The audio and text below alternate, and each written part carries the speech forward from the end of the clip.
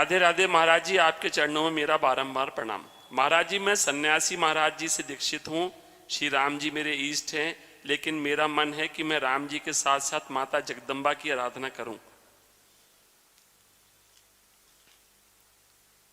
इसमें कोई निषेध नहीं। राम जी की उपासना में तो कोई निषेध है नहीं। जानकी जी जब राम जी का वर्ण करने जा रही तो जगदम्बा की तो उपासना करती और वो आशीर्वाद देती, मनुजाय ही राज्यो मिली ही सोबर सहज सुंदर सावरो। आहा। तो और जब गोपी जन सावरे श्याम सुंदर को प्राप्त करना चाहती तो कात्यायनी की उपासना करें। इसमें कोई निषेध तो है नहीं। क्यों, क्या संशय? किनके? हाँ तो अम्मा है, पुकारो अम्मा अम्मा, आ जाएंगे। पाठ का मैं संकल्प भी ले चुका हूँ दुर्गा सप्तमी। वैसे संकल्प संकुल्प से तो नहीं आने वाली।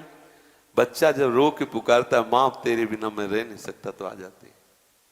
ये हम अपनी बात कह रहा हूं। जब कभी एकांत में विकल हुए और जब कभी, क्योंकि उसी उपासना से आए ना, और जब कभी एकांत में विकल होकर के हम कभी दुर्गा देवी को कभी देवी नहीं माना, अपनी माँ माना है सदैव। हम जब कभी पुकारा है तो अम्बा ही कह के पुकारा, माँ बाप के।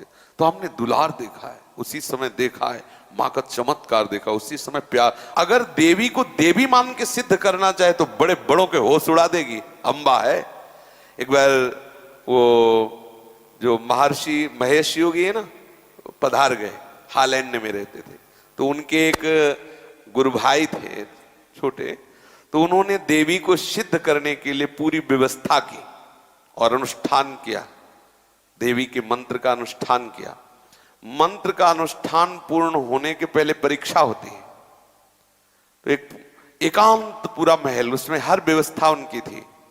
जे ही उनकी मंत्र की सिद्धावस्था की तरफ पदार्पण हुआ तो देखा एक मक्खी आई ऐसे।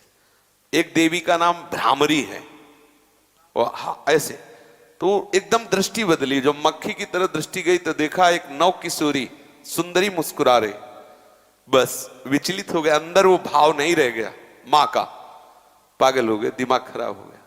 देवी को कोई सिद्ध करना चाहे, जैसे हनुमान जी है, आप सियाराम की भक्ति चाहो, वो आपके बिल्कुल प्यार।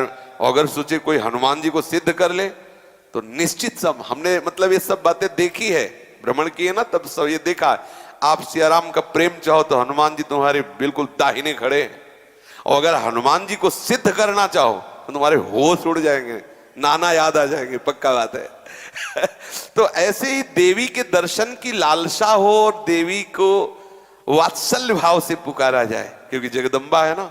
निश्चित हमने ऐसे एक नहीं सैकड़ों बार ऐसे देखा है कि माँ बिल्कुल साक्षात विराजमान है और एकदम बिगड़ी बात को एक मिनट में संभाल दिया, ऐसा।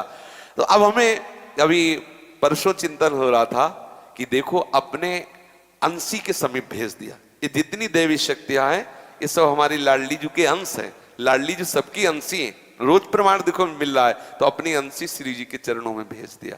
हम कहीं दूसरी जगह नहीं, जो एक धारा निकल रही थी, जहां से धारा निकली उस धारा ने वहीं पहुंचा दिया। उसका नाम राधा है। जहां से धाराएं प्रकट हो, तो देवी उपासना निंदनीय नहीं है, लेकिन निंदनीय भाव से उपासना निंदनीय। और बोले बकरा चढ़ाना और बोले शराब चढ़ाना, फिर तुम्हारे नाश का कारण बनेगी भाई। और माँ है, माँ की गोदी में चरणारविंद में लेटो, देखो कितना उनका दुलार मिलता है। वो अपने आप सही मार्ग, वही समस्त सृष्टि की बुद्धि स्वरूपा है। अगर वो कृपा न करे तो कोई परमार्थ में चल ही न पावे। या देवी सर्वभूतेषु बुद्धि रूपेण संस्थिता नमस्तस्यै नमस्तस्यै नमस्तस्यै नमो नमः। इसलिए आप उपासना करिए, लेकिन संकल्प करके सिद्धि रूप नहीं, माँ रूप। मेरी माँ है, मैं अपनी माँ का चिंतन कर रहा हूं, माँ का यश गा रहा हूं, माँ की प्रसन्नता के लिए, ऐसा।